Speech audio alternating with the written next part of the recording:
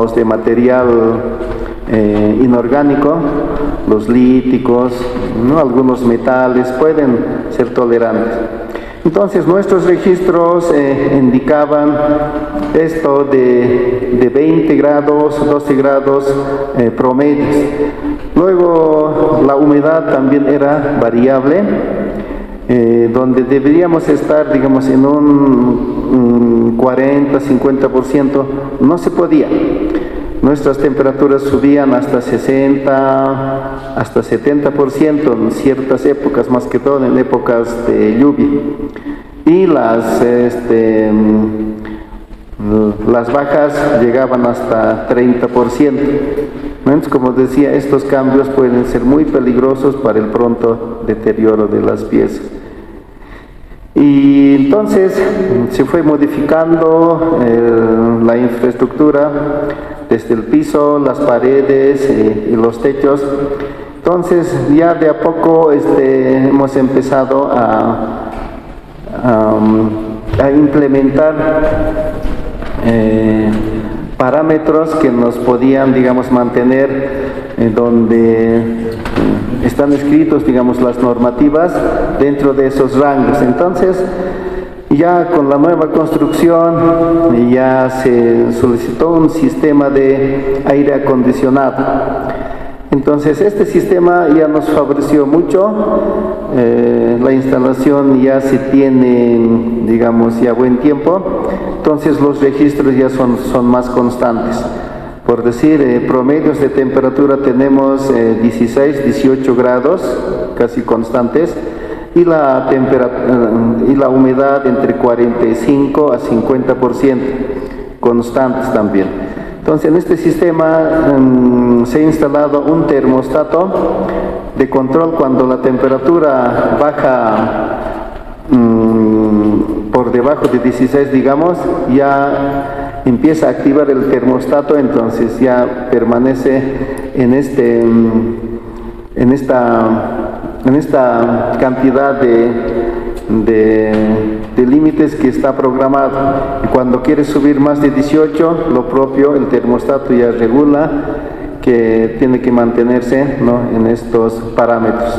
Y lo propio, la cantidad de porcentaje de humedad está calibrado entre 45 hasta 55. Entonces este 10% de variables que pueda haber, entonces eso mantener, digamos, casi estable y constante casi durante todo el tiempo. Y bueno, la iluminación es todavía más, se puede controlar más fácilmente con el prendido y apagado, ¿no?, de los mismos. Y más bien en el museo no tiene ventanas, entonces esto también favorece. Y en ciertos momentos también es desfavorable cuando de repente tienes altas temperaturas. Muchas veces la forma casera para controlar, bajar la alta temperatura es ventilando ventanas, puertas, pero como allá no se tiene, entonces ya se ha recurrido a este sistema de instalación, ¿no?, como les indicaba.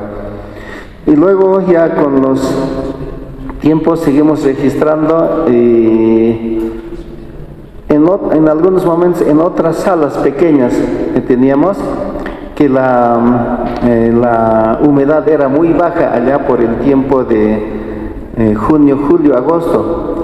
Entonces para un poco subir la humedad, entonces recurríamos esas veces a métodos caseros, solamente en recipientes ponerle agua y con la evaporación, con la evapotranspiración, ha ido un poco subiendo la humedad. Es una forma de mantener los niveles, ¿no?, de humedad.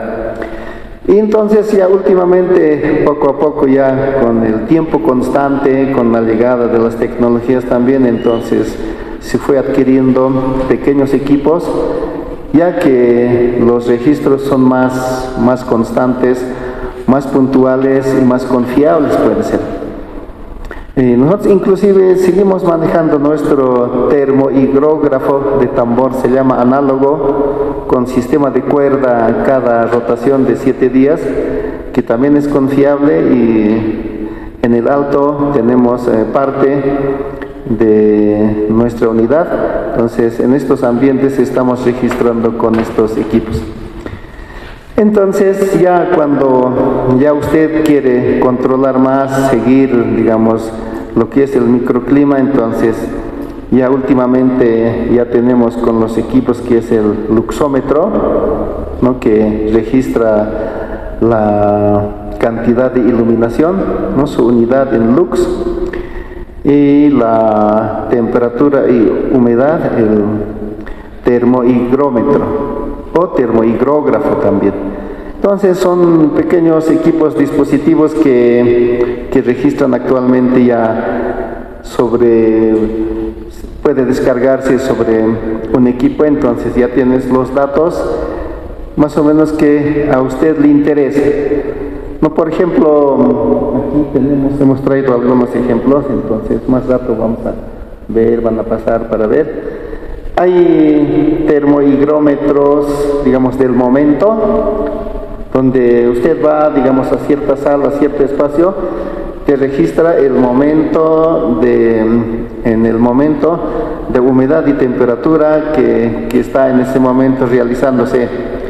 Digamos, de repente aquí, digamos, podemos reunirnos una cantidad de 200 personas, entonces con esta cantidad nosotros emitimos calor cada persona, y de repente ese momento puede llegar a 20, 25 grados. Entonces el equipo nos facilita el registro del momento.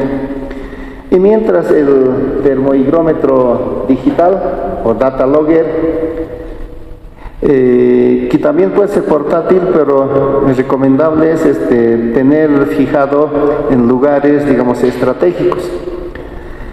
Este equipo termohigrómetro digital registra temperatura y humedad. Puede registrar cada 15 segundos.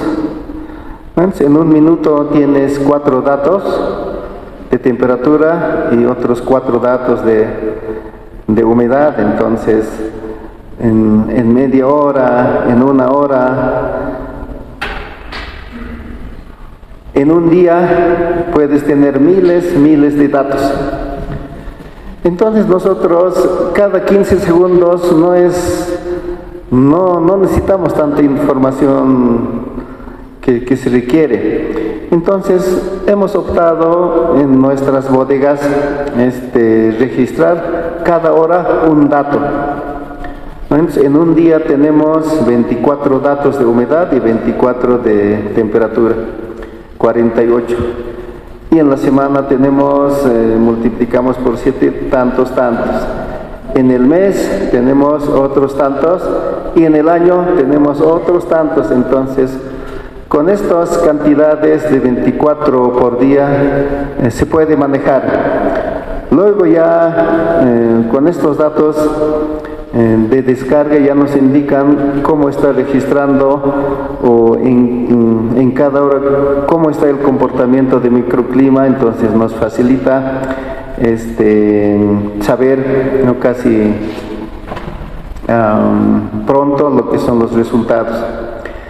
Y también se puede aprovechar porque a veces estos equipos también tienen limitaciones. Recomiendan que este equipo que se tiene actualmente puede registrar más o menos unos 4x4 de ambiente, más o menos. Entonces, en este caso aquí, si calculamos aquí 1, aquí 2, aquí 3, unos 4 dispositivos necesitaríamos, pero a veces nuestras posibilidades no están al alcance de todo eso, y nosotros temporalmente movemos este instrumento. Un tiempo ubicamos en un lugar, luego recorremos un tanto para saber, digamos, todo lo que es el comportamiento, digamos, en este espacio, ¿no?, en una sala determinada o una bodega, digamos, X. porque si nos plantamos en un solo lugar, por ahí aquí nos va a indicar otro dato y más allá al fondo tal vez otros datos. Entonces, para promediar temporalmente movemos el equipo y para que esté registrando. Y nuestras, para saber los datos registrados, cada mes hacemos descarga y reportamos los datos en promedios de día, semanas y meses. Entonces, ya si algún investigador, si alguna persona viene, entonces los datos están disponibles, ¿no?, para ver. Hay mucha diferencia lo que son microclima en nuestros ambientes y en relación a lo que es campo abierto. Cada día escuchamos en meteorología la temperatura máxima pronosticada para hoy día será de 18 grados, la mínima será de 4 grados, entonces esta variación es muy grande. Entonces eso también de alguna manera se relaciona con nuestras salas, los que están, digamos, abiertos directamente nuestras puertas al público, o sea, a campo abierto directamente. Entonces la incidencia del frío o del calor de alguna manera se conecta directamente en las salas, pero la diferencia sí existe. Y viendo esto, entonces nosotros las exhibiciones no están directamente en la sala, están en las vitrinas. Entonces en la vitrina ya se crea otro efecto de microclima que es mucho menor las variaciones. Entonces esto nos ayuda a que las piezas se mantengan en temperaturas y humedades constantes. Entonces, por eso este sistema de instalación de las vitrinas en el museo, van a ver casi la mayoría de las piezas están en estos ambientes. Mientras en las bodegas, en los archivos y en el depósito de libros ya es abierto, porque ahí casi no hay personal en movimiento, hay el personal encargado solamente. Entonces los registros son constantes casi durante todo el tiempo. Entonces, a ver, tal vez a manera de ver, muchas veces solo hablamos, ¿no?, cuál debe ser los parámetros que las piezas, digamos, requieren, o tal vez ya seguramente ayer hablaron, ¿no? Los bienes culturales de origen orgánico generalmente recomiendan que la iluminación debe estar hasta 50, 60 lux, los de origen orgánico. Ahora, si son metales, si son líticos, pueden estar un poco más, 100, 120, hasta 150 tolerantes. Y digamos así, para cada material hay normativas que debe estar en las temperaturas lo propio. Para material orgánico la temperatura debe estar entre máxima hasta 18, 16, 18 grados recomiendan, y la humedad que no sobrepase de 50, 55%. Como son materiales estos, la mayoría higroscópicos, la humedad puede afectar directamente, entonces esto es un peligro, ¿no?, para el deterioro. Y bueno, así se va, digamos, hay teorías que recomiendan que las piezas deben estar no dentro de estos límites. Entonces, a manera de lo que es el registro, tal vez podemos ver aquí lo que registran en el Museo del Arte, ¿no? Yerko manejan los instrumentos. Entonces, ¿cuál es la cantidad máxima, la cantidad mínima de los registros, ¿no?, que se van realizando? Por ejemplo, Yerko, puedes indicar cuáles tus espacios que registras y cuáles, ¿no?, los indicadores.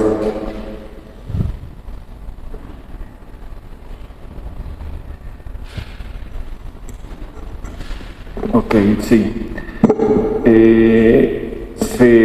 En el museo se han programado actividades para registrar humedad relativa en los ambientes y la temperatura. Actividades que se hacen recurrentemente en diferentes periodos del año, ¿no? Y también después de las noches de museos o cuando registramos mayor cantidad de gente, vemos cuál ha sido la fluctuación de la temperatura, la humedad relativa. Para hacer un control de nuestras salas para nuestra exposición permanente en el MNA, habíamos registrado una humedad relativa de 17% a 42% y la temperatura variable entre 10 y 12 grados centígrados. Y las zonas con valores y temperaturas de humedad más estables han sido las que ven pintado en azul, que han sido de 20% y 30%, y la temperatura de 11 y 12 grados centígrados.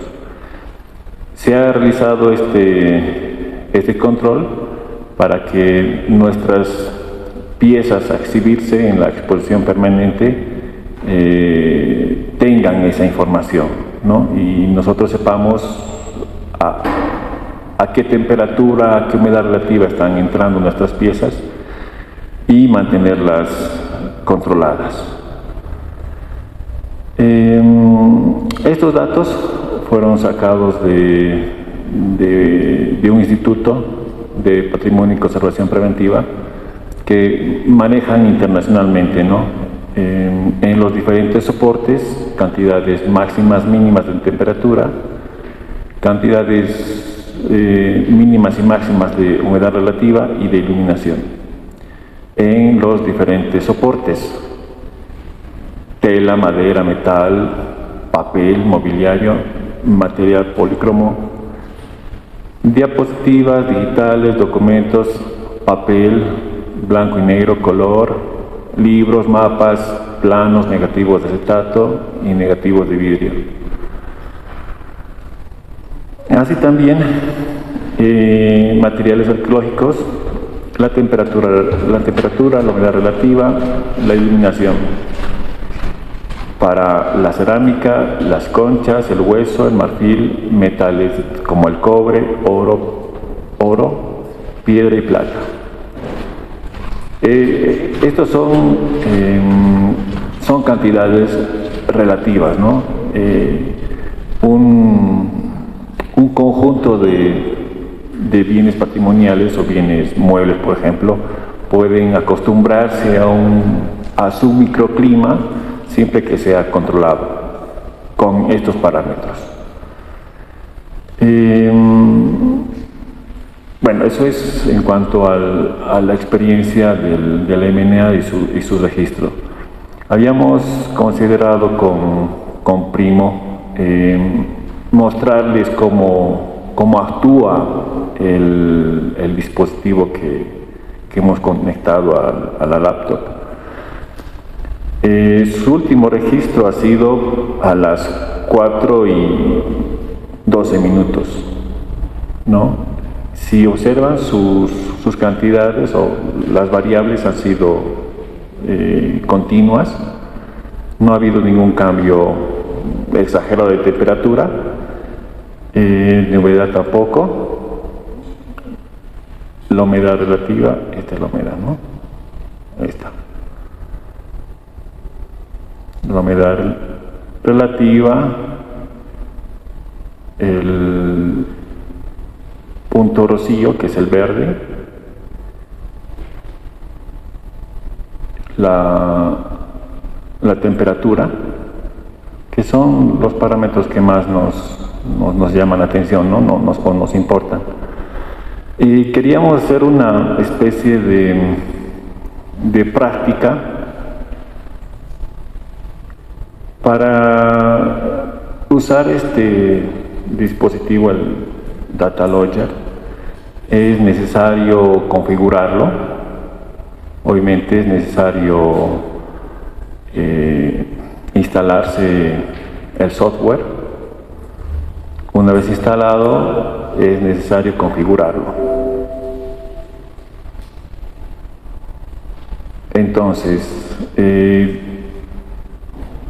de acuerdo al nombre de la sala o del depósito, se puede escribir aquí el nombre.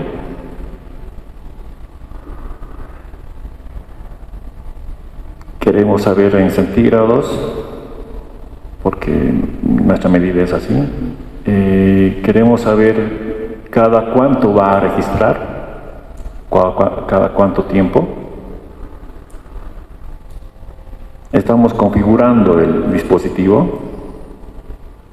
Si va a tener alarma, cuánto va a ser las cantidades de temperatura máximas, mínimas para la alarma. Igual una alarma para la humedad relativa, máximas, mínimas. Todo esto se puede configurar.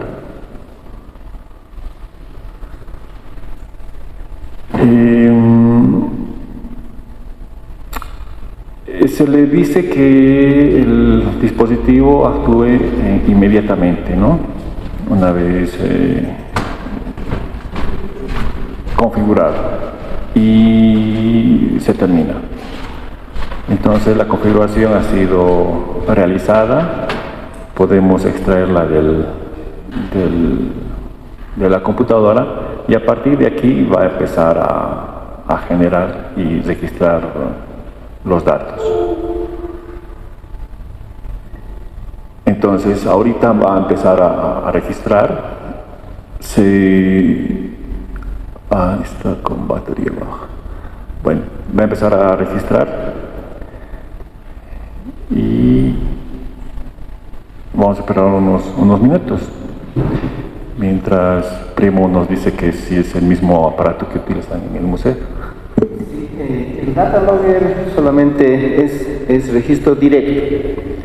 Mientras nosotros no podemos registrar directo, sí o sí tenemos que ir con nuestro equipo para la descarga, como ha hecho en este caso Jerko, porque las distancias son, digamos, largas y las paredes son muy amplias, muy gruesas, entonces la información no llega suficiente y ya no se puede bajar. Entonces sí o sí nosotros vamos, más o menos tenemos instalados como 15 dispositivos en el museo, y cada fin de mes tenemos que dar una vueltita con el equipo, llevar, descargar las siguientes, entonces luego trabajar con los promedios, como les decíamos, ¿no? Porque son cifras, cantidades grandes. Si quieres imprimir en el papel te van a ocupar grandes espacios. Entonces hacemos promedios de jornadas, semanas y meses. El dispositivo es constante. Aquí no puedes decir es día y noche, todo el tiempo va registrando. Y también creo que es cada año o año y medio mínimo su batería hay que también cambiar, y ya tienes los datos. A ver, tal vez si has registrado unos 2, 3 datos, puedes descargar.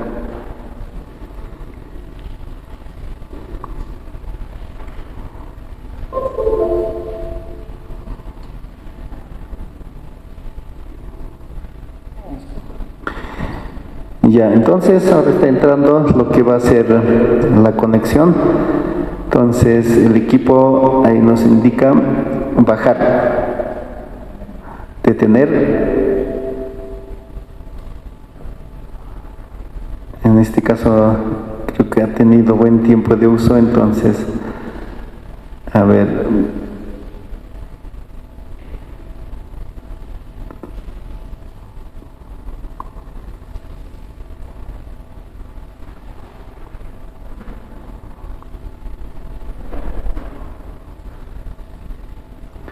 Acepta.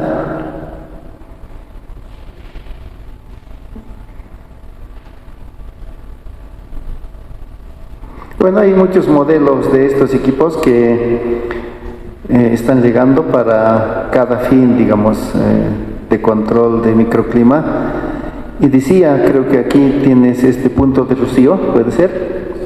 Bueno, puntos de rocío generalmente usan en agrometeorología, en el campo. La temperatura y humedad se relacionan directamente. En las mañanas, cuando hay alta concentración de humedad, generalmente se registra el punto de rocío. En el cambio hay ciertos, digamos, una piedra levantamos, la parte baja, entonces toda la parte baja se observa cómo está humedecido. Si la condensación ha sido, digamos, total, parcial, entonces ese es el punto de rocío. En este caso el equipo indica, pero en el museo, en este caso, nuestro punto de rocío va a ser casi mínimo, 1, -1, casi siempre a veces se mantiene muy bajo, ¿no? Entonces, el punto de rocío. Mientras la temperatura, humedad ya son variables que se puede controlar y ver.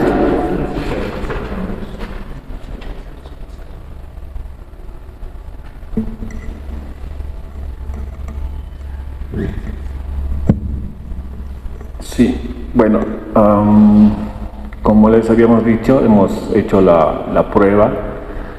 Ha registrado desde las 6 menos cuarto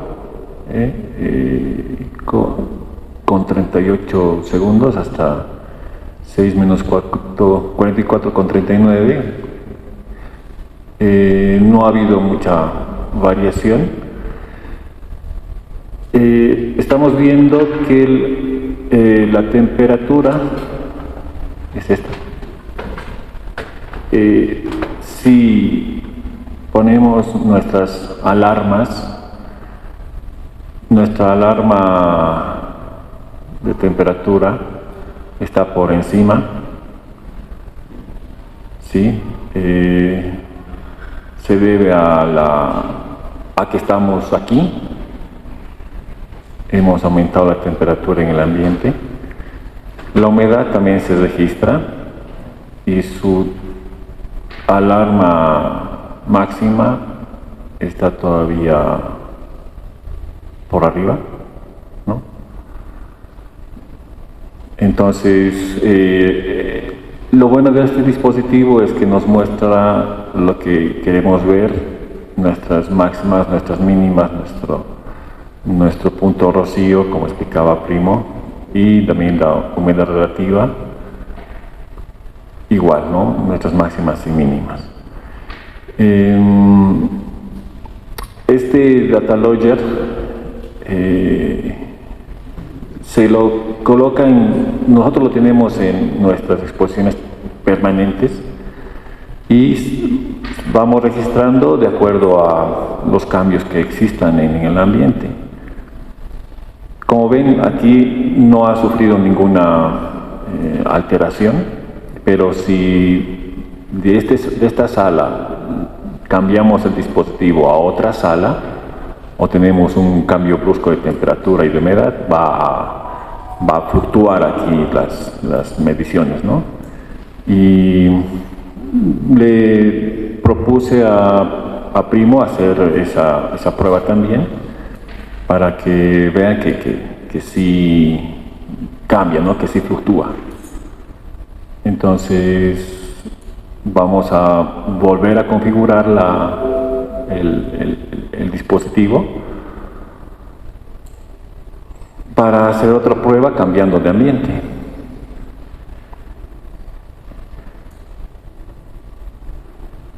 Vamos a poner las mismas características y el dispositivo está listo. Sin embargo, hemos guardado el registro para compararlo, ¿no?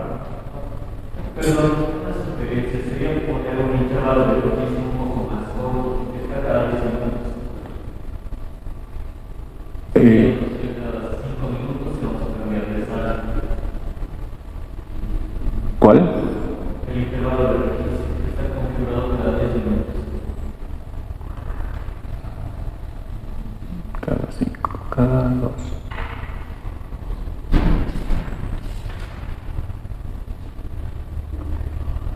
Sí, tiene razón.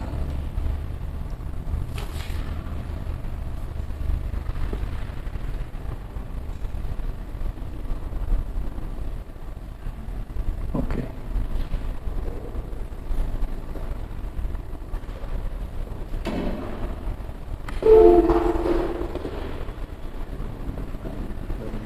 Claro que registro. Ok. Mientras tanto, bueno.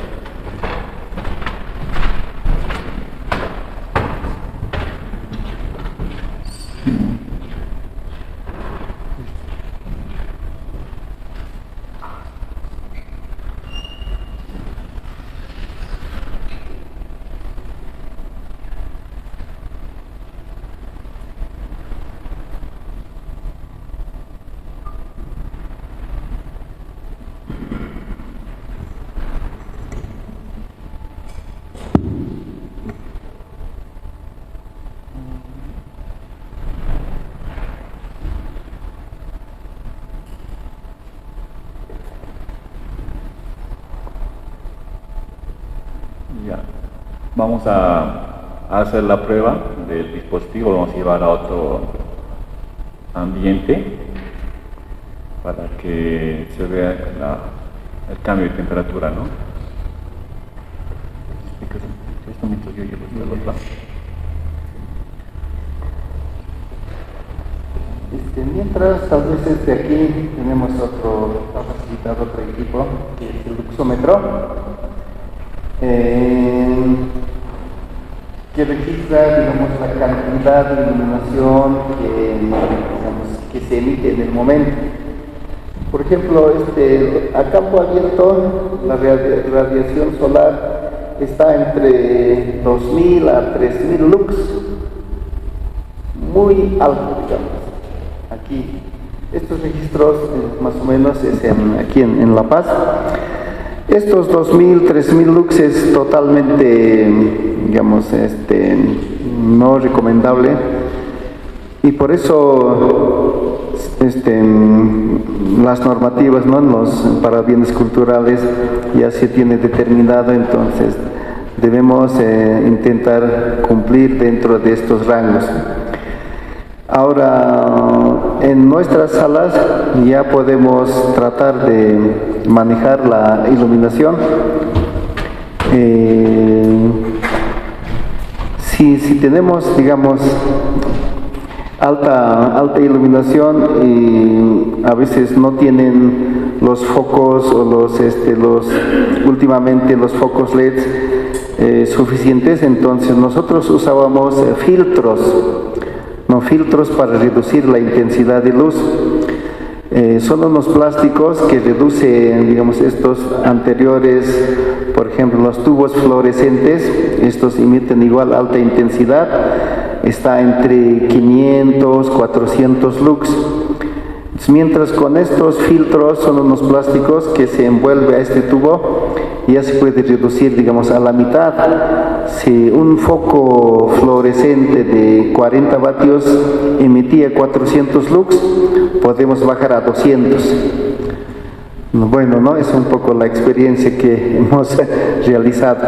Y los focos incandescentes igual, ¿no?, que los teníamos de 50, de 100 watts, 150, igual eran muy, digamos, altamente peligrosos para deteriorar en cuanto, ¿no?, a los colores principalmente, o a las fibras de origen vegetal.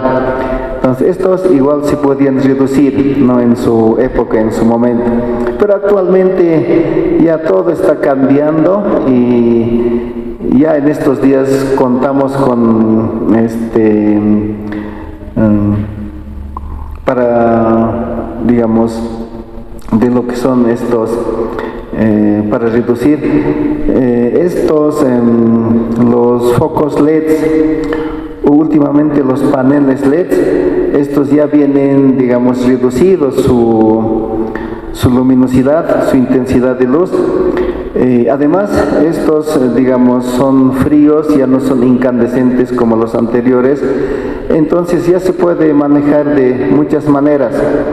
no, ya podemos encontrar estos paneles LED desde 3 vatios, 6, 10, 15, de acuerdo a la, digamos, a la necesidad nosotros o a la importancia que requerimos. Y mientras los dicroicos, como aquí tenemos los dicroicos, igual todavía emiten alta intensidad, pero en relación a los anteriores igual son reducidos. Ahora los que estamos viendo, estos son los focos LED. Esos igual emiten, digamos, todavía alta intensidad, pero estos se pueden regular. La dispersión, digamos, la emisión puntual de luz se puede amplificar o se puede reducir, ¿no? Entonces, en este caso, muchas veces en ambientes necesitamos, de acuerdo a la visualización, que si unas piezas o cuadros, en este caso, si con un foco puede ser suficiente o varios focos. Entonces, eso es ahora las muchas posibilidades que se pueden manejar los paneles, últimamente los paneles LED, de acuerdo a las intensidades que requiere la pieza o los ambientes que se requiere. Entonces, para eso están estos instrumentos Lux que se puede registrar. Entonces, eso más o menos a manera de experiencia, lo que nos ha pasado en el museo. O tal vez alguien puede comentar algo mientras venga con el registro. Y nosotros un tanto más o menos manejamos similar, el dispositivo es un tanto diferente de nosotros, en cada viene, pero en el fondo es igual, ¿no? Las temperaturas que se pueden, las humedades manejar también y registrar, ¿no? Como decía Jerko.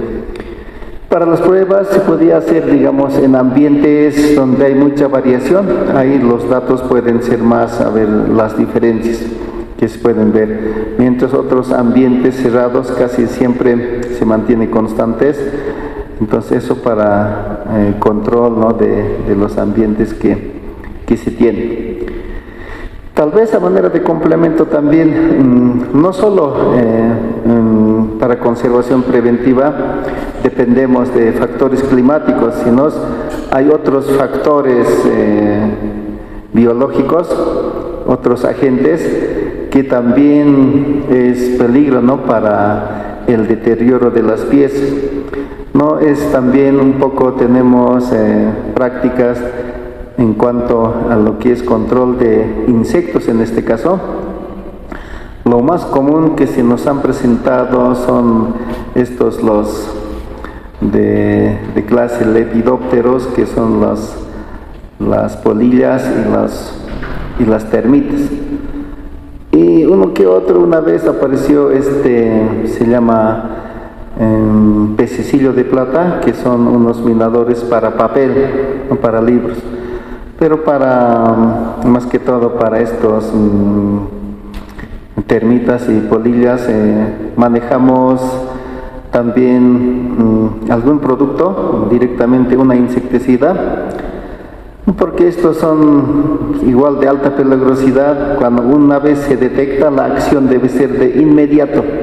No podemos esperar un día, 2 días, para que, ¿no? Si esperamos, ya la propagación de estos insectos va a ser mucho más, entonces la acción debe ser inmediata.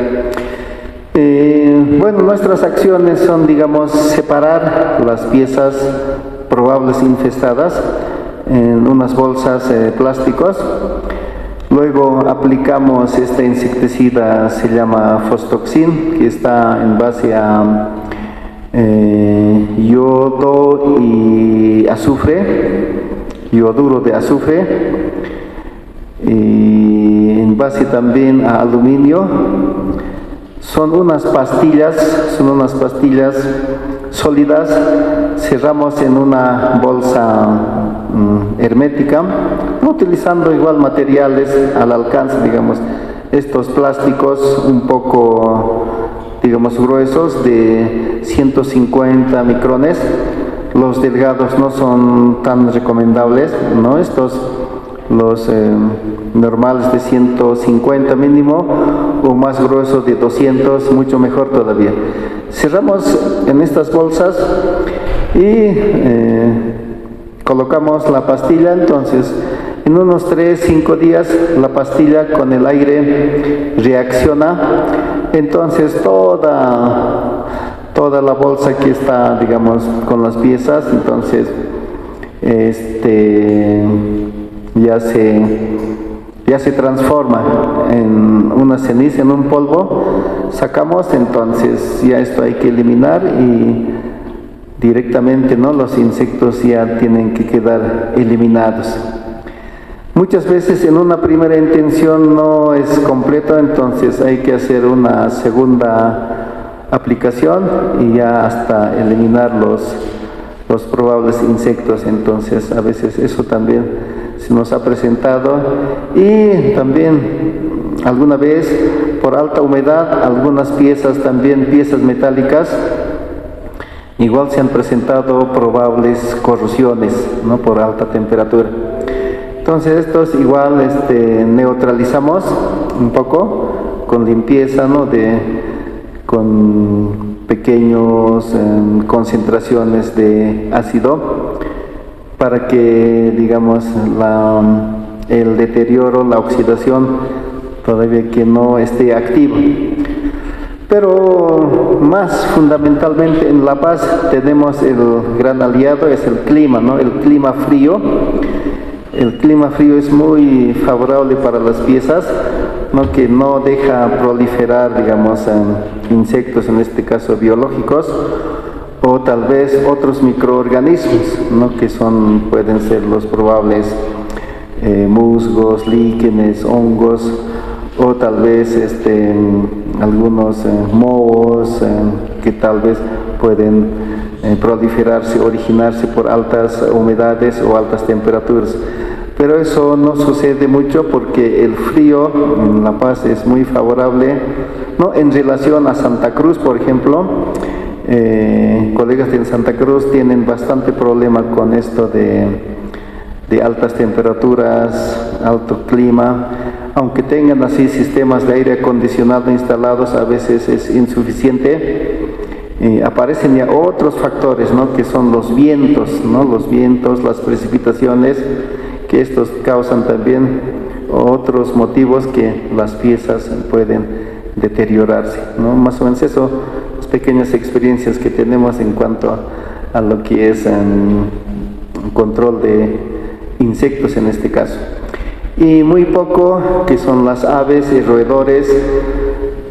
También hemos detectado, pero igual la acción debe ser inmediata, ¿no? Estos roedores, los ratoncitos, son igual altamente peligrosos. Entonces ya tuvimos acción hace años atrás. Unos ratoncitos habían entrado y no sabemos a qué lugar, y ya controlar, ¿no?, con raticidas y otras acciones ya masivo tiene que ser en este caso, porque a una sola persona a veces no ves, es un tanto grande nomás el museo, y estas situaciones siempre estar pendientes. Ahora, otra causa para el deterioro de las piezas, ¿no?, somos los humanos, ¿no? Aunque tengamos teorías o informaciones, muchas veces la manipulación, el transporte, ¿no?, el traslado, no somos los primeros tal vez predadores, ¿no?, en cuanto a los bienes culturales sufran daños. Muchas veces por muchos factores, a veces factor tiempo, o por el tamaño, volumen de las piezas, o por la cantidad de piezas que hay que llevar a una exhibición, a una exposición. Entonces el humano, la persona, es tal vez el enemigo principal, ¿no?, para la pervivencia de las piezas. Muchas veces no nos gusta llevar el guardapolvo, los guantes o las cofias, pero hay que cumplir las normativas. Si hay que llevar una sola pieza, hay que llevarlo, ¿no? Si hay que repetir las veces, hay que hacerlo. Entonces, muchas veces no estamos acostumbrados, digamos, a estas situaciones. Hay que embalar las piezas, ¿para cuándo? Para mañana, y a veces no te da tiempo. Entonces, un poquito, esos son los problemas, cuando muchas veces se presentan situaciones rápidas y a veces estamos imposibilitados. Ese momento no tenemos material suficiente, o tal vez necesitamos apoyo, 1, 2, 3 personas, a veces es insuficiente, y ver, ¿no? El embalaje, la manipulación, el traslado de las piezas es muy importante. No hay que nomás cumplir las normativas que nos piden, ¿no? Las teorías que hay que hacer. Tal vez algo, sí, tú estás complementando.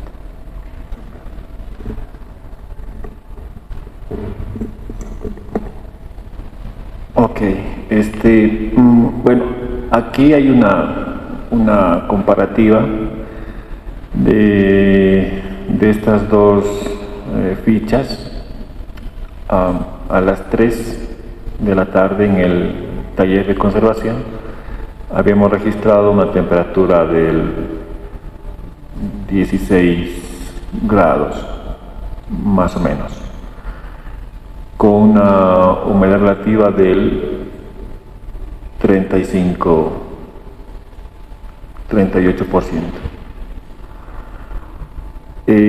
Ahora que hicimos la práctica llevando al otro ambiente a las 5 de la tarde, otro ambiente más frío. ¿Es la misma? No. Hemos registrado una temperatura más o menos de 12 grados,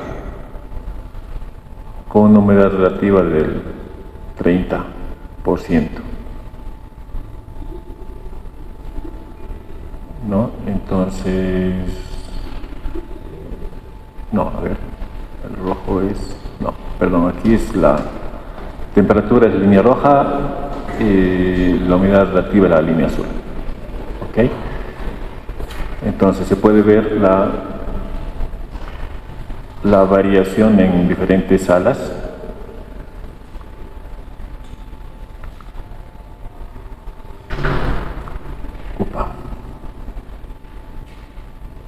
Ok, entonces estos dispositivos funcionan, son confiables. Es importante configurarlos bien, dependiendo a las exigencias del museo, del depósito, de las salas de exhibición, y del plan de conservación preventiva que hablábamos ayer, ¿no? Esto necesita planificarse, necesita registrarse, coordinarse con el departamento de conservación o con los conservadores de los museos. Y el problema de este dispositivo es que es muy bueno para registrar estos datos, pero su batería es un poco difícil de conseguirla. Existen 2 tiendas en la calle Colombia, que traen las baterías, pero bajo pedido. No es tan accesible el precio, cada uno cuesta 90, 95, sí, pero son muy confiables, ahorran el trabajo de medir cada vez con este otro dispositivo. Se registra y se descarga directamente al dispositivo, ¿no? a la computadora.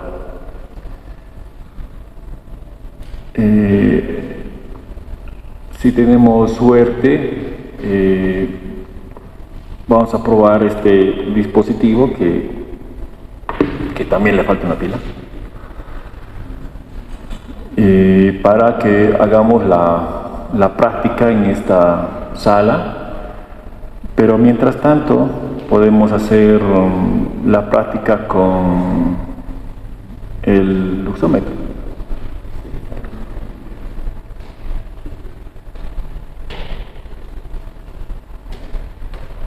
Entonces,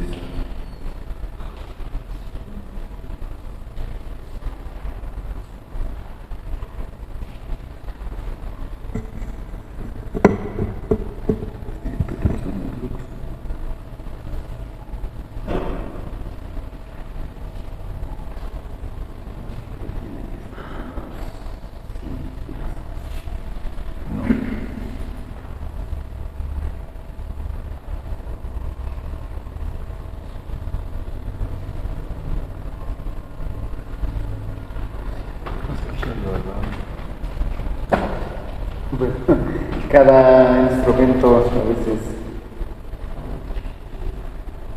tiene sus casos.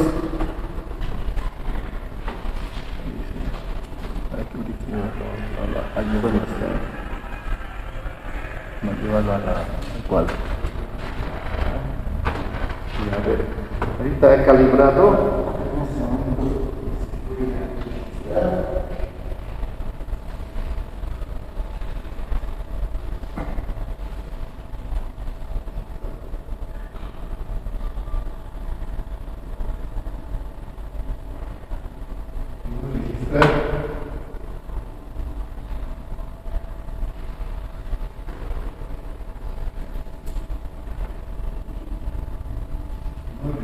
Nada.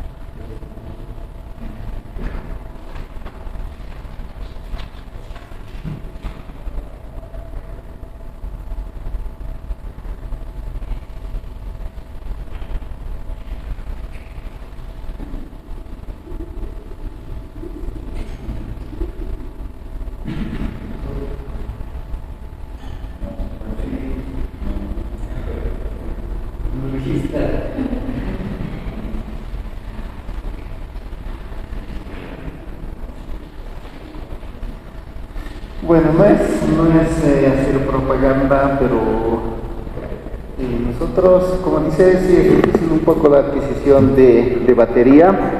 Entonces, faltando ya un año, nosotros tenemos que solicitar a la administración para que nos lo reserven, ¿no?, los fondos necesarios. Está a 90 cada batería, es una batería pequeña, y por 15 instrumentos se hace una buena suma, y a veces esas partes, ¿no?, un poquito la coordinación con las administraciones es un poco complicado. A veces, o las auditorías, muchas veces no entienden por qué una batería pequeña cuesta tanto. Entonces, a veces hay que explicar lo que son que son diferentes y todo eso. Son sensibles muchas veces. Cuando ya algo se está agotando la batería, directamente ya no lo registra. Como son digitales, ¿no?, y siempre un poco tener, digamos, cuidado en este caso, que las baterías siempre estén, digamos, con carga. Algo ha debido pasar seguramente, y tal vez la batería no registra. Bueno, eso, tal vez alguien, algún comentario, alguna pregunta. Está, ya llegó la nueva batería.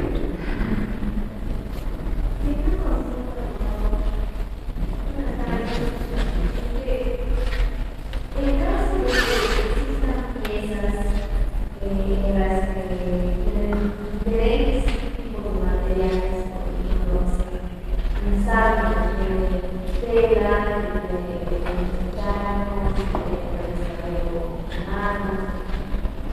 para evaluar este tipo de estudios para tener confianza, humedad, sensibilidad, ¿qué ramos se toman? ¿De qué material? ¿De más sensible?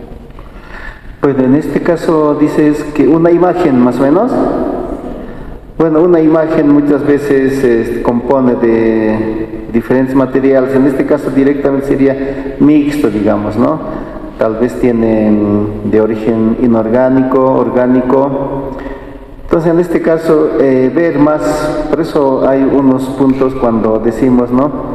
Primero la pieza no es directo, digamos, a los ambientes donde se debe llevar, sino es un breve, digamos, estudio, breve análisis, cuál es su composición. Digamos, si son telas, si las telas tal vez tiene pintura, tal vez tiene bordados, tal vez tiene incrustaciones con metales, puede ser. Entonces, viendo todas esas posibilidades, ver cuál es la manera más recomendable. Entonces, generalmente si son piezas un tanto así complicadas, muy compuestas, pues tratar de estar en situaciones, digamos, neutras. Digamos, en este caso lo recomendable sería tener una temperatura por debajo de 20 grados, ¿no? Entre 15 a 20 grados, y una humedad, digamos, que no pase 50%. No, mejor si es por debajo de 50%, ya como es un tanto seco, entonces esta pieza va a mantener su estabilidad.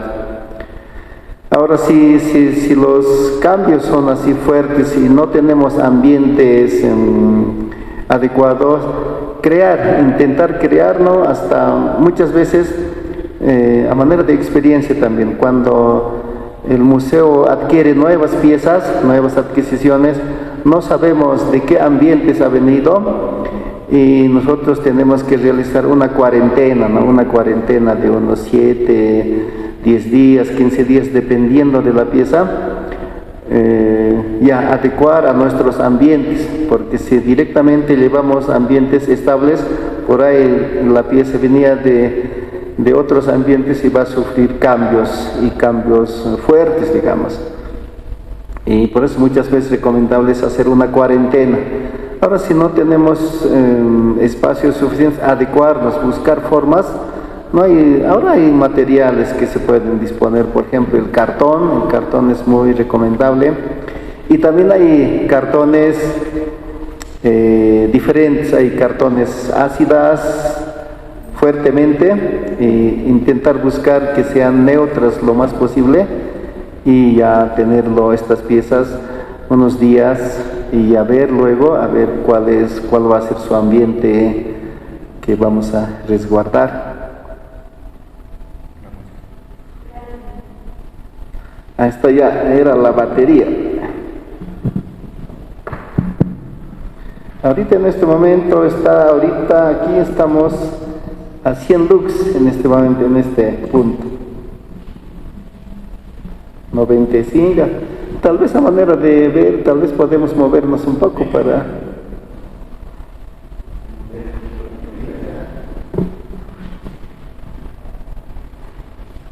Y para registrar 47. Tal vez podemos movernos un poco a manera de ver cómo es la variable, ¿no?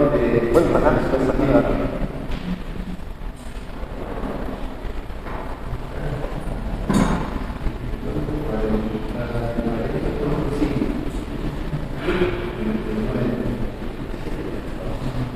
ahora sí son piezas grandes, los baños, parte superior izquierda, podemos mostrar 25 grados, y parte inferior izquierda podemos registrar 34 grados, parte media, para tener, digamos, datos más ligeros. Parte media.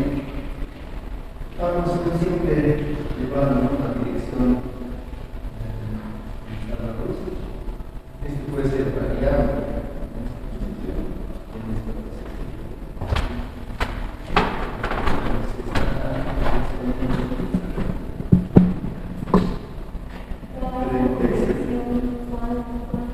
en este caso, en este momento está muy bien, está por debajo de su material,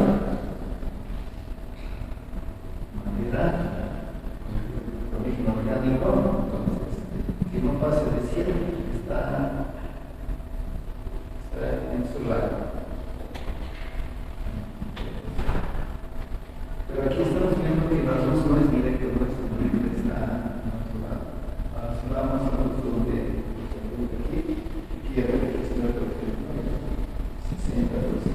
Disculpa, es un poco luxo. Las alturas de más allá de los de ahí, vamos a poder ver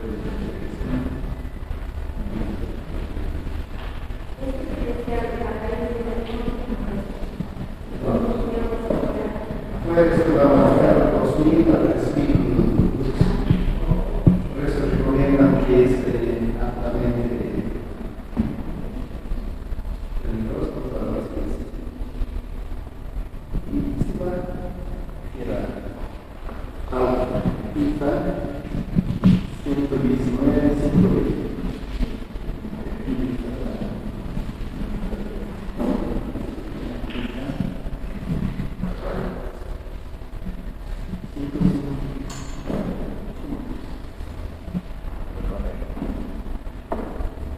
Igual, después el momento que se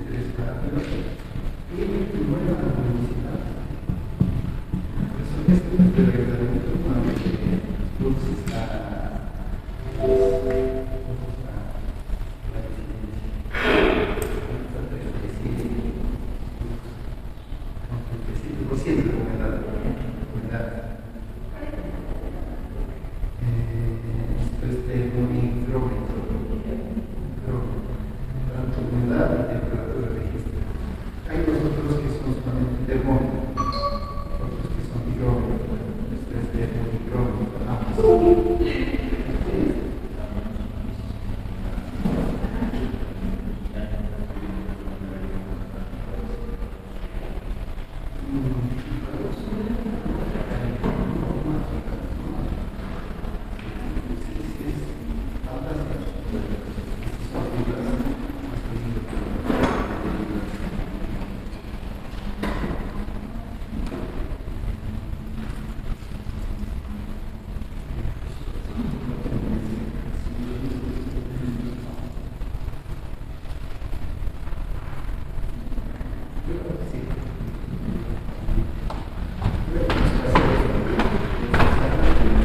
Claro,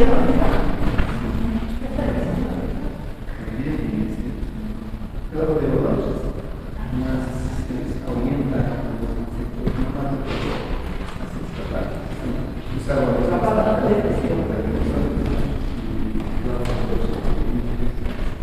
más pastillas de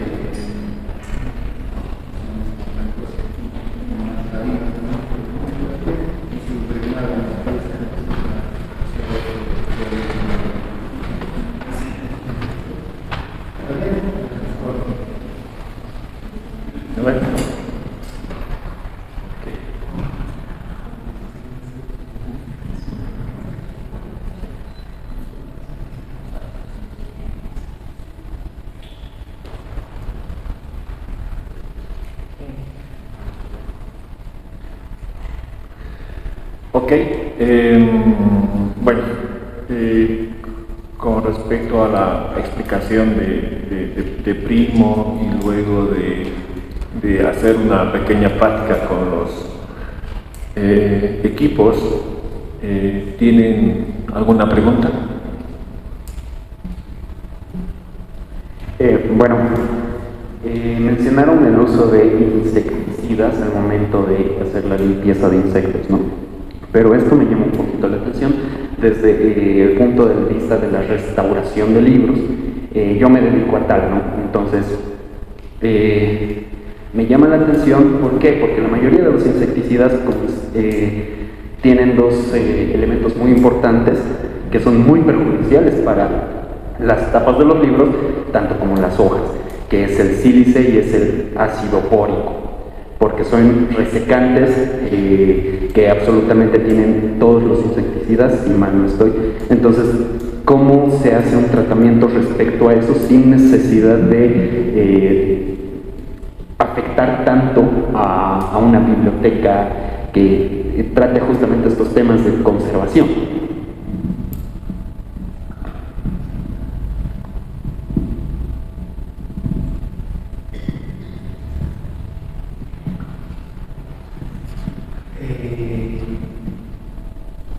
Con insecticidas todavía no hemos tenido experiencias así con papel directamente. Más que todo, estos últimos tiempos he hecho consolidación solamente.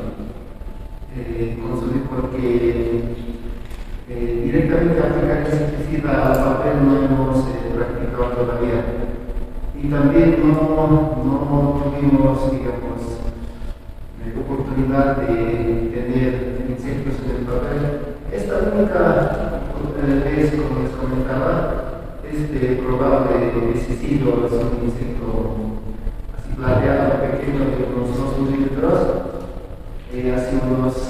antes de 2010, 2004, 2006 aproximadamente, detectamos. Y no sabemos cómo se ha originado, y solamente con una limpieza hemos pasado una limpieza ya estructural al libro en este caso, y ya con eso se perdió y no tenemos. Consolidación, más que todo en el papel se ha hecho un poco de limpieza, y como estaban tan debilitados y reforzar un poco los bordes o lugares faltantes, que sería más realizar injertos, o si no, aplicar unos soportes de apoyo como en estas partes faltantes. Entonces, para que se mantenga un poco la solidez de las esquinas o de los lugares que están dañados, solamente eso, porque al papel, en este caso, como eran mapas, no podíamos hacer mucho, que ya está editado y tiene sus marcas, entonces mantener lo más posible su originalidad.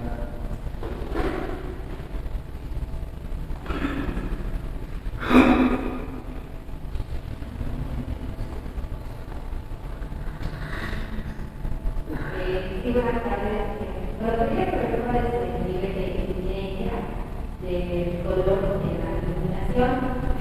Y también quisiera saber, gracias, quisiera saber cuál es el daño o la afectación que se hace en las cámaras al utilizar el flash en las obras. Y si tal vez podría comentarnos alguna anécdota. Gracias. Bueno, el color de la iluminación muchas veces es color claro, digamos, pero solo hay dos, la visualidad a nuestra vista. Esta visualidad a nuestra vista mucho depende de las paredes, ¿no? De los ambientes como está. En este caso tenemos las paredes de un color ya determinado. En este caso necesitamos una luz que sea visible. Puede ser luz blanca generalmente o luz amarilla, que muy poco ya se está usando. Ahora, si fuera, digamos, nuestros ambientes color claro, blancos, digamos, probablemente los luces de colores pueden funcionar. ¿Esto para qué? Digamos, para resaltar tal vez a la pieza o a los bienes culturales expuestos. Por ejemplo, pueden ser esculturas de materiales diversos y con la luz tal vez podemos resaltar mucho más.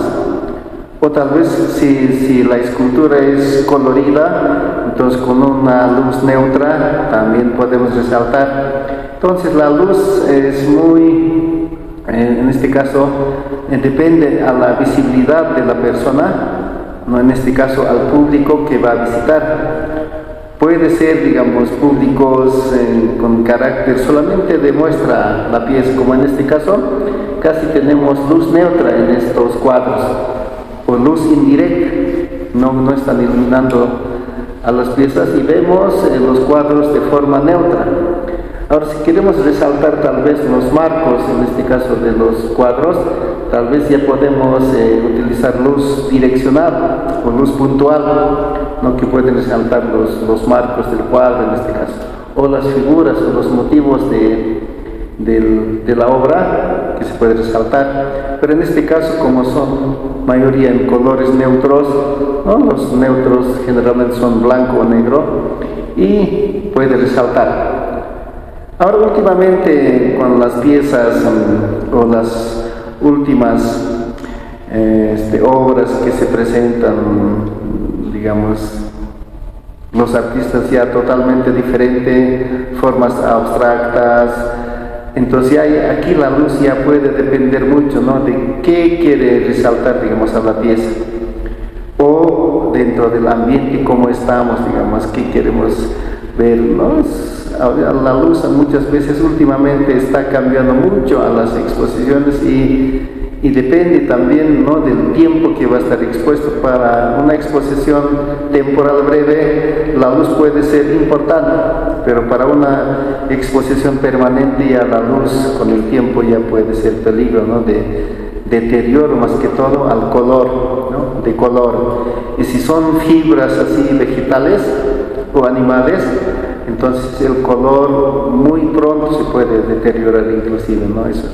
Ahora, si son colores en metal, puede ser también un poco tolerantes, pero tolerantes ¿en qué tiempo? Hay que ver, digamos, si es meses o año. Entonces mucho depende de las piezas, cómo está, digamos, realizada, ¿no? la obra.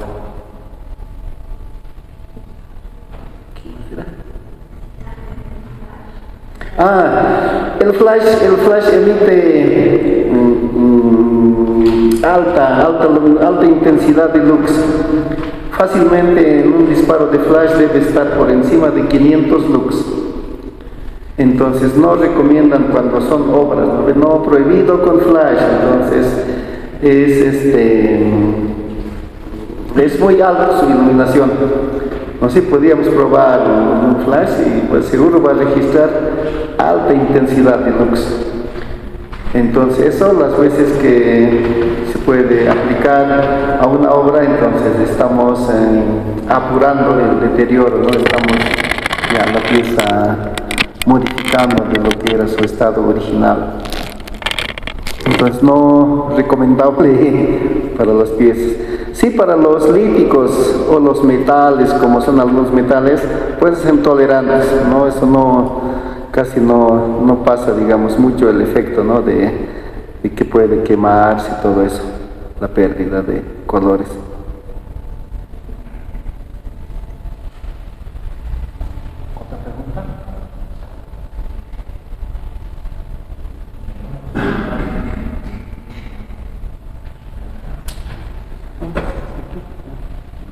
Una consulta. Si nos puede brindar algunos consejos acerca de la conservación adecuada por ejemplo, en medios pictóricos, ¿no? Podría ser las dos técnicas pictóricas, como ser el óleo y la acuarela, que digamos tengamos actualmente, las hayamos creado. ¿Cómo podemos guardarlas, conservarlas adecuadamente en nuestros domicilios, ¿no? Quizás con medios caseros, cubriéndolos con algún tipo de papel. Y en el caso del óleo, que bueno, mayormente se lo hace en telas, tal vez no sé si es lo recomendable dejarlo en el bastidor, quizás desmontarlo. Esos consejos, por favor, si nos puede brindar. Gracias.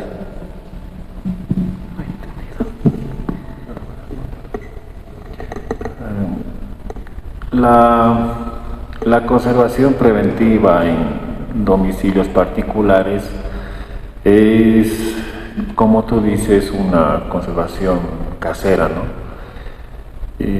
Lo aconsejable es no desmontar el bastidor, porque el lienzo ya se ha acomodado a la forma del bastidor. Las capas estratigráficas de la pintura se han acomodado, se han establecido en el bastidor, en su soporte, que es la tela, y no es recomendable desmontarla.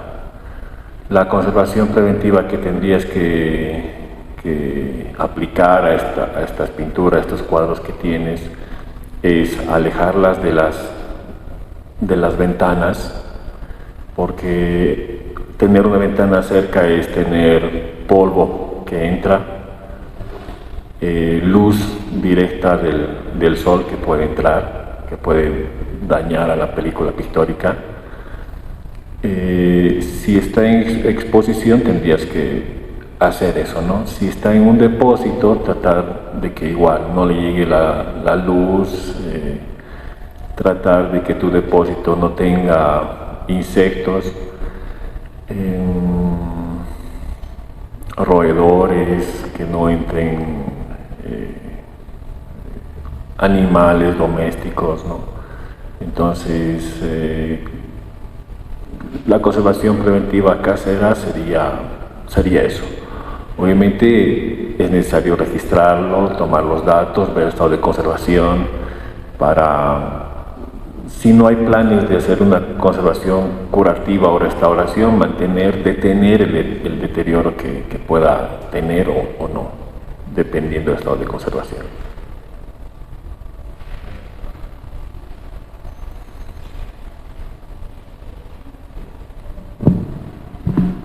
Buenas tardes. Mi pregunta sería, comentaba que cuando las obras son transportadas se someten a una cuarentena, ¿no?, para que se ambienten, pero en el transcurso, o sea, en el transporte, ¿cuáles serían los métodos de conservación preventiva?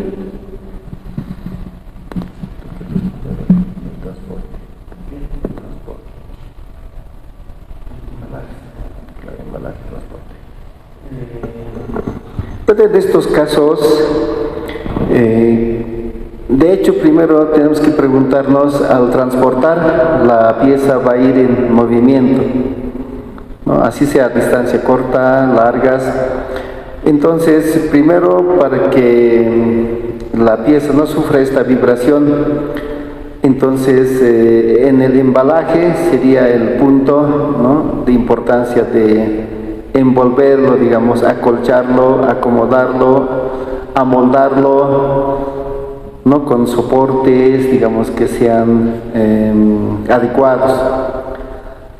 Entonces hay también formas caseras de transportar, ¿no? Las mismas frazadas pueden ser como colchones, ¿no?, para evitar el movimiento, o probables, digamos, movimientos bruscos inclusive, ¿no?, que la pieza puede sufrir. Entonces muchas veces en el embalaje está el momento, ¿no?, de cubrirlo a la pieza, ¿no?, que estén en roces con las paredes, ¿no?, en este caso de la movilidad, o tal vez al mover, digamos, la posición original que tenía que ir, tal vez se ha modificado. Entonces formas de sujetar, ¿no?, que este movimiento, digamos, esta vibración o este deslizamiento tal vez, entonces pueda sufrir.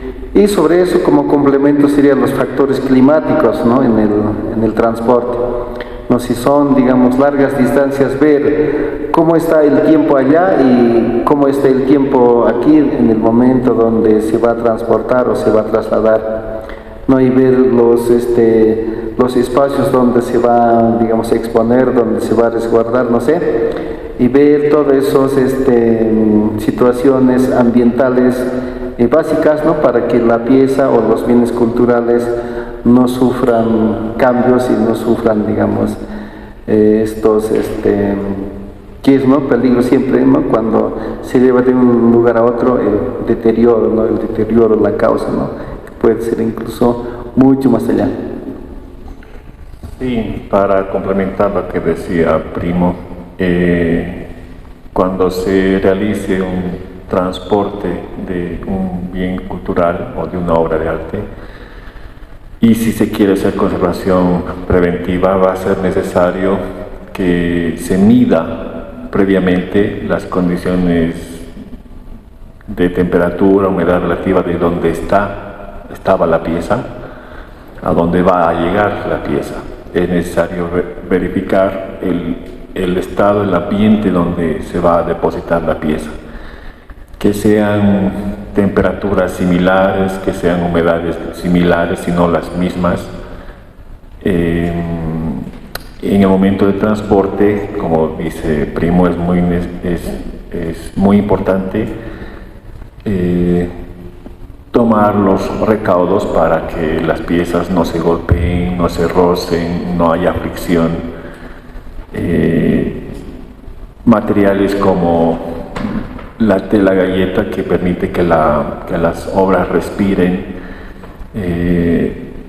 el plástico con burbujas para aislar y proteger la pieza, esponjas para amortiguar posibles golpes.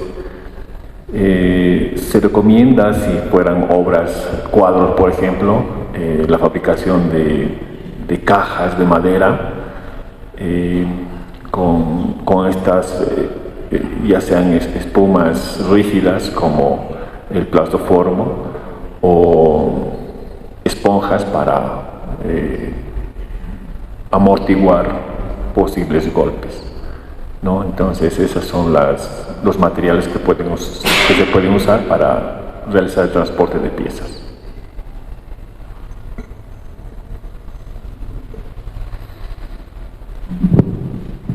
Buenas tardes.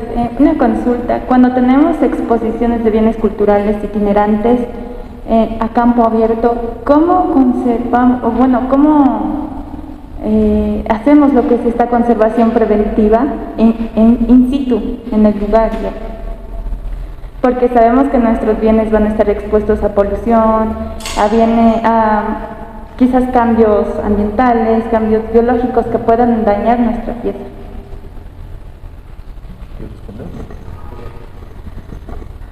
Cuando es a campo abierto, así, digamos, abierto todo al público, es un tanto habría que ver, aparte de clima, que es temperatura, humedad y luz, en este caso ya será seguramente la radiación solar. Y entonces, primero ver qué tipo de obras vamos a exponer. Ahora, si son obras tal vez, no sé, pues, de origen orgánico, sí corremos el riesgo que las obras pueden deteriorarse. Y con el cambios variables altos que hay a campo abierto, las piezas por ahí pueden con baja temperatura contraerse o con alta temperatura dilatarse, entonces ya estamos forzando a la pieza, ¿no? de sufrir inclusive daños severos, podría ser. Y otros factores que son la radiación altamente peligroso, que es la luz solar. Como decía, más de 2000 lux se registra Y esto es igual un peligro, ¿no?, que a la pieza fácilmente puede deteriorar pronto. Y otros factores que son los vientos o probables, no sé, pues el medio ambiente, ¿no?, la polución, el polvo, la suciedad, que es otro también peligro que a la pieza puede, digamos, afectar. No será en el momento, pero ya con el tiempo estas causas hasta pueden ser irreversibles, ¿no? Entonces, ver qué tipo de muestra queremos llevar, o por ahí, tal vez un par de días, se puede también, viendo estos factores ambientales. Ahora, si son un tanto itinerantes, un tanto alargado en relación al tiempo, ya ver, ¿no?, qué tipo de piezas estamos llevando y cómo vamos a exponer, dónde, en qué soportes, o para qué público, digamos, ya pues se podía hablar, digamos, otros datos, ¿no?, de complemento.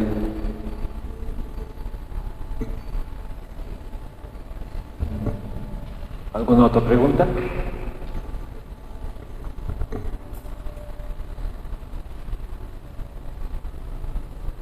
No, nada más.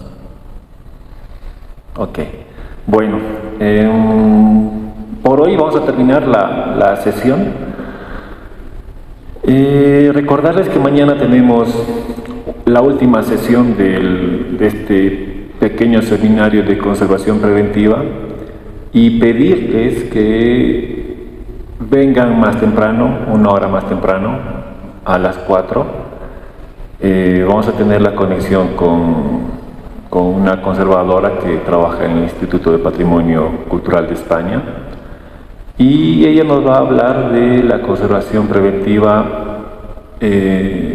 en soportes precisos, en soportes exactos, y su conservación preventiva, materiales y soportes exactos y su conservación preventiva, ¿no? Entonces les pedía que vinieran más temprano. ¿Ok? ¿Alguna otra pregunta? ¿Sugerencia? ¿Amenaza? ¿No? Bueno, nos vemos mañana entonces. Gracias.